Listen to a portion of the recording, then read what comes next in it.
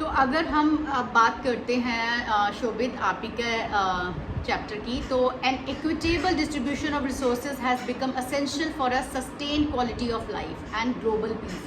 आपने पढ़ा था कि कुछ प्रॉब्लम्स आई थी जिसमें इनइक्विटेबल डिस्ट्रीब्यूशन ऑफ रिसोर्सेज बन गया था, जिसमें एक रिच होता गया और पुअर होता गया। हैव एंड हैव नॉट्स की बात की थी हमने, गरीब होता जा रहा था, अमीर होता जा रहा था। तो अब हम बात करते हैं इक्विटेबल डिस्ट्रीब्यूशन ऑफ रिसोर्सेज, मतलब कि सबको समान रूप से सभी रिसोर्सेज का मिलना, जो कि बहुत इंपॉर्टेंट है। किस लिए? For sustained quality of life. Sustainability क्या होती है? सस्टेन क्या होता है?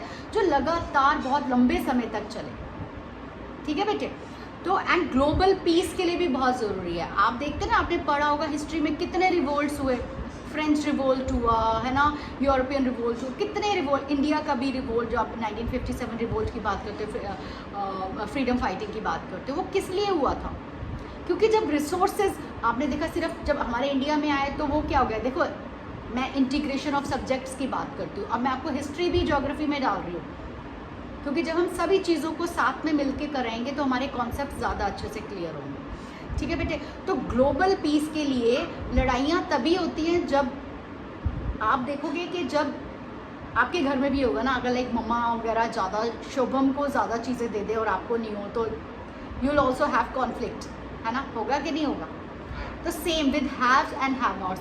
तो जब गरीब के पास कुछ भी नहीं होता और अमीर के पास बहुत कुछ होता है, जैसे हम अपने ब्रिटिश राज की बात करते हैं, उन्हीं के पास सारी पावर थी, द बेस्ट जो पोजीशंस थी, पोस्ट थी, वो उन्हीं के पास थी, तभी तो ये रिवोल्ट हुआ ना, क्योंकि इनडिस्क्रिमिनेशन हुआ था, है ना? हुआ था कि नहीं हुआ था? सॉरी, डिस्क्रिमिनेशन हुआ था, कि कितना ज़्यादा डिस्क्रिमिनेशन हुआ था। तो जब अगर हम सबको इक्वली डिस्ट्रीब्यूट करेंगे रिसोर्सेज, तो हमारे ग्लोबल पीस में भी वो हमें मदद करेगा, और हम ऑब्वियसली नेशनल पीस में भी, जहाँ पर भी, चाहे मैं तो छोटी सी बात करती हूँ, अपने घर की भी बात करती हूँ, छोटी से छोटी जगह की भी बात करती हूँ, ये तो ग्लोबल पीस की बात है। तो equitable distribution of resources has become essential for sustain quality of life and global piece.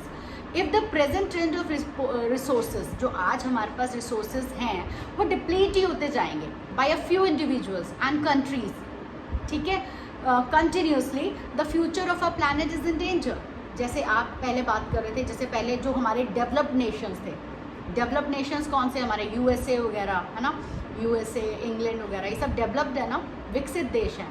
और हम लोग लाइक टचवुड, अभी तो इंडिया भी एक डेवलप्ड नेशन की तरफ हमारा बढ़ रहा है, बट अभी तो खैर हम फिर भी still we are developing, we are on that stage कि हम थोड़ा सा और आगे बढ़ चुके हैं, बहुत जल्दी डेवलप्ड नेशंस में भी आएंगे।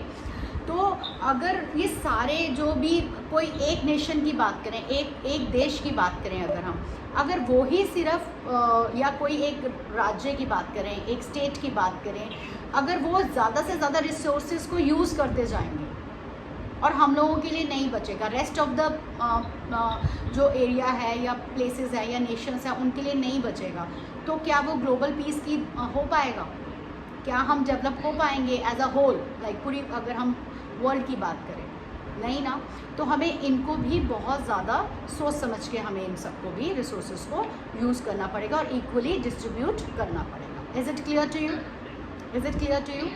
सो अभी हम इतना करें या you want to continue further? We can continue? Okay,